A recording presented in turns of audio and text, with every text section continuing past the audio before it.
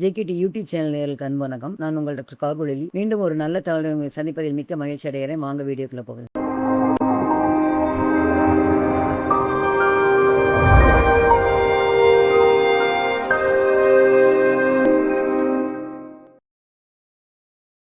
நாம இன்னைக்கு பேச எடுத்துக்கிட்டது ஸ்கின்னை பற்றின சில தகவல் உங்களுக்கு சொல்ல போறேன். தோல்னு எடுத்துக்கிட்டா அது முதல்ல வந்து அதோட சர்ஃபேஸ் ஏரியா வந்து எவ்வளவு ஆரோக்கியமான ஒரு அடல்ட்டுக்குள்ள தோலோட சர்ஃபேஸ் ஏரியா வந்து 2 ஸ்கொயர் மீட்டர் ஆகும். ஒரு பெரிய கதவு இருக்கு இல்லையா, வீட்டுக்கு முன்னாடி நிலை கதவுல ரொம்ப பெருசா அந்த மாதிரி பெரிய கதவை வந்து கம்ப்ளீட்டா மூடுற அளவுக்கு இருக்கும் ஒருவருடைய தோல் வந்து. அந்த தோல்ல இருக்கிற செல்கள் எடுத்துக்கிட்டா எபிடர்மிஸ்ல வந்து 90% ஆஃப் த செல் வந்து கெரட்டினோசைட் தான் இருக்கும். கெரட்டினோசைட் வந்து டெட் செல். இது வந்து கீழே வந்து உயிருள்ள செல்லா இருந்து மேல வரும் பொழுது நியூக்ளியேட்டட் செல்லா வந்து அந்த செல் எல்லாமே டெப்ரி மாதிரி அது பூரா ஷெட் ஆகும். இதுதான் வந்து ருட்டீனா நடந்துகிட்டு இருக்கு. இதுல வந்து அப்பெண்டிஜஸ், பைலோசெபேசிஸ் கிளாண்ட் பிளஸ் ஸ்வெட் கிளாண்ட், இது எல்லாமே வந்து ஸ்கின்ல வந்து இதாகுது. இப்போ எக்ரைன் கிளாண்ட், 2 வித ஸ்வெட் கிளாண்ட் வந்து இருக்குதுங்க. Sweat gland apocrine and eccrine. Eccrine gland வந்து மெயினா வந்து நம்மளுடைய உடம்ப வந்து குளிர்விப்பிக்கிறது. அதாவது சம்மர்ல வந்து உடல் சூட்டை தணிக்கிறதுக்கு, அதாவது ரொம்ப சிம்பிளா சொல்லணும்னா, புரியுற மாதிரி சொல்லணும்னா, ஏசி மாதிரி நம்ம உடம்போட ஏசி வந்து எக்ரைன் கிளாண்ட். அப்போக்ரைன் வந்து ஒன்லி உடல் வாசனைக்கு தான் வந்து இதாகும். அது வந்து செலக்டட் ஏரியால மட்டும் தான் இருக்கும். அதோட செக்ரீஷன் அளவும் குறையா இருக்கும். எக்ரைன் கிளாண்ட் வந்து எல்லா இடத்துலயுமே டிஸ்ட்ரிபியூட் பண்ணிருக்கும். அப்போக்ரைன்ல வந்து ஆக்சில்லா ஜெனிட்டாலியால வந்து இருக்க மாதிரி இருக்கும். சரியா? இப்ப எக்ரைன் கிளாண்ட் வந்து நல்ல ஒரு சம்மர் நல்ல வெயில் அடிக்குன்னு வச்சுக்கோங்க. அப்ப நம்ம பாடி வந்து ஹீட் ஆகுதா, அந்த மாதிரி ஹீட் ஆன உடனே வந்து வேர்வை சுரப்பி வந்து ஸ்டிமுலேட் பண்ணி உடனடியா வந்து தோல் ரொம்ப சூடா இருக்கு, அதை வந்து குளிர்விக்கணும் அப்படின்னு வந்து ஆர்டர் கொடுக்கும் பிரெயின் வந்து ஸ்கின்னுக்கு. உடனே வேகமா அந்த எக்ரைன் கிளாண்ட் வந்து நிறைய ஸ்வெட்டை செக்ரீட் பண்ணி சர்ஃபேஸ் ஏரியால வந்து அதை அப்படியே எவாபரேட் ஆகி ரொம்ப சர்ஃபேஸை வந்து கூலா வச்சிருக்கும். அதே மாதிரி ஸ்கின்னை வந்து சாஃப்டாகவும் சப்பிளாகவும் மென்மையாகவும் மிருதுவாகவும் வைக்கிறதுக்கு வந்து செபேசியஸ் கிளாண்ட். அப்போக்ரைன் கிளாண்ட் வந்து ஒன்லி ஸ்மெல். ஸோ இந்த மாதிரி ஒவ்வொரு கிளாண்டும் வந்து ஃபங்க்ஷன் ஆகிறதுனால தான் ஸ்கின் வந்து நமக்கு வந்து ரொம்ப நல்லா இதாகுது. இன்னர் ஆர்கன் பூராமே வந்து ஒரு ப்ரொடெக்ஷன் தருது. அடுத்து வந்து ஃப்ரீ நர்வ் எண்டிங் சொல்லுவோம். இந்த ஃப்ரீ நர்வ் எண்டிங் வந்து நமக்கு ஒரு காவலாளி, அலாரம் மாதிரி. நம்ம இப்ப வீட்டுல வந்து காலிங் பெல் வச்சிருப்போம், இல்லைன்னா ஒரு செக்யூரிட்டி வச்சிருப்போம் இல்லையா, அதே மாதிரி நமக்கு ஸ்கின்னுக்கு வந்து ஃப்ரீ நர்வ் எண்டிங் தான். நீங்க வந்து இதை தொட்டா சுடும், இதை தொட்டா ஐஸ் மாதிரி இருக்குது, இதை தொட்டா குத்தும். அதாவது இப்ப ஒரு பின் அந்த மாதிரி இருந்ததுன்னா இந்த ஷார்ப் இதை ஆப்ஜெக்ட தொட்டா குத்தும் அப்படிங்கிற மாதிரி நமக்கு வந்து தெரியப்படுத்தும். அந்த மாதிரி ஃப்ரீ நர்வ் எண்டிங்ஸ் எல்லாம் வந்து இது பண்ணும். சோ நம்ம வந்து உடனடியே கையை வந்து இப்ப மெயினா வந்து தீக்குதாங்க, தீக்குள்ள கையை வச்சா உடனே சொல்லிட்டு வேகமா நீங்க ஒரு ஒரு ஃபிராக்ஷன் ஆஃப் செகண்ட் கூட ஆகுது, அவ்வளவு வேகமா இந்த இம்பல்ஸ் போய் பிரெயினுக்கு போய் அந்த பிரெயின் வந்து பதில் கட்டளை கொடுத்து கை வேகமா எடுத்துரும். தீச்சுடும் கையை எடுத்துரு அப்படிங்கிற அளவுக்கு. சோ இது எல்லாமே வந்து ஸ்கின் தான் வந்து பண்ணுது. நமக்கு பாக்குறதுக்கு வந்து ஸ்கின் வந்து ஸ்கின் தானே, தோல் தானே அப்படிங்கிற மாதிரி தோணும். ஆனா அது ரொம்பவும் முக்கியமான பங்கு வகிக்குது. அழகு கொடுக்குது, உள் உறுப்புகளுக்கு ப்ரொடெக்ஷன் கொடுக்குது.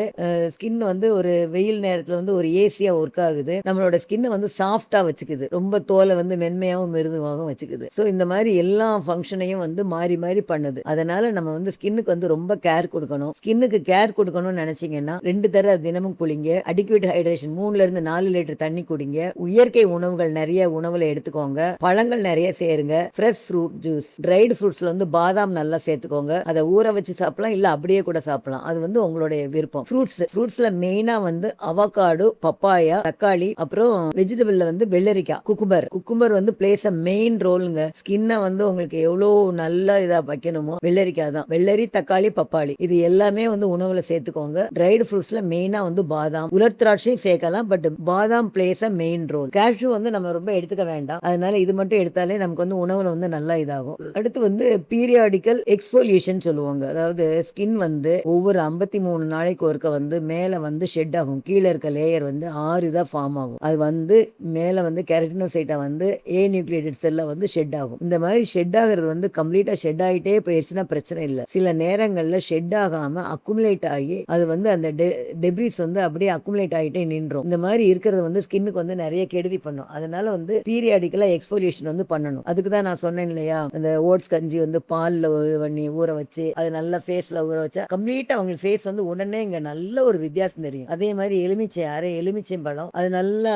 அப்படி இந்த சாறு எல்லாம் இது பண்ண மாதிரி வச்சுட்டு ஒரு 2 மினிட்ஸ்ல நல்லா முகத்தை கழுவிட்டீங்கன்னா அது நல்லா இதாகும். ஹனி கூட இது பண்ணலாங்க. Honey, cucumber paste, aloe vera gel, இது எல்லாமே நீங்க பண்ணுனீங்கனாலே ஃபேஸ் வந்து ரொம்ப நல்லா க்ளோயியா இருக்கும். ரொம்ப நல்லா வந்து மென்மையாவும் சாஃப்டாவும் க்ளோயி ஸ்கின், க்ளோயி லுக் வந்து இருக்கும். சரியா? ட்ரை ஸ்கின் பேஷண்ட் எல்லாருமே வந்து மாய்ஸ்சரைசர் சோப் வந்து யூஸ் பண்ணணும். லைக் வெனிஷியா சோப்பு, இல்லைன்னா வந்து கிளிசரின் சோப்பு, பேஸ்ல கிளிசரின் யூஸ் பண்ணணும். ஆயிலி ஸ்கின், அதாவது இந்த பரு வருது இல்லையா, அந்த மாதிரி பரு வர்றவங்க எல்லாமே வந்து ஆயிலி ஸ்கின். ஆயிலி ஸ்கின் உள்ளவங்க பூரா அந்த ஆயிலி ஸ்கின்னை நியூட்ரலைஸ் பண்ற மாதிரி சோப் வந்து யூஸ் பண்ணணும். ஒன்னு மெடிக்கேட்டட் சோப்பு, ஆக்னிலாக் அந்த மாதிரி யூஸ் பண்ணலாம். அப்படி இல்லைன்னா பிஎஸ்ல ஆயில் கண்ட்ரோல் யூஸ் பண்ணலாம். இல்ல எதுவுமே இல்லைன்னா பாசிப்பருப்பு, கடலைப்பருப்பு ரெண்டையும் கம்பைன் பண்ணி இது பண்ணி அந்த மாவு வச்சு நல்லா முகத்தை கழுவலாம். வெது தண்ணி வச்சு கழுவணும். 2ல இருந்து 3 தடவை, மேக்ஸிமம் 6 டைம்ஸ் இது பண்ணலாம். ஆனா காலையில சோப்பு, நைட்டுக்கு சோப்பு, மத்த 4 நேரம் வெறும் தண்ணி தான். சோப்பு வந்து 6 தடவை யூஸ் பண்ணாதீங்க. Only 2 times. மீதி 4 நேரம் வெறும் தண்ணி இல்லைன்னா வெது தண்ணி வச்சு கழுவிக்கோங்க. முகத்துல வந்து எந்த நேரமும் கை வந்து படவே கூடாது. கையை வந்து முகத்துல வைக்கிற பழக்கம் இருந்ததுன்னா அதை வந்து அவாய்ட் பண்ணிடுங்க. அது எவ்வளவுக்கு எவ்வளவு கை வந்து முகத்துல இல்லாம இருக்கோ அவ்வளவுக்கு அவ்வளவு நல்லது. ஸோ இந்த மாதிரி இது பண்ணுங்க. சரியான டயட்டு, சரியான ஹைட்ரேஷன் இதெல்லாம் இருந்து பீரியாடிக்கல் எக்ஸ்ஃபோலியேஷன் இது எல்லாம் பண்ணினாலே ஸ்கின் வந்து எப்பவுமே ஃபோலியேஷன் நல்லா இதாகும். நல்ல ஸ்கின்னை பத்தி தெரிஞ்சுக்கோங்க. எக்ரைன் கிளாண்ட் வந்து ஏசி மாதிரி ஒர்க் பண்ணும். அப்போக்ரைன் கிளாண்ட் வந்து ஒன்லி ஃபார் ஸ்மெல். அது வந்து பயங்க.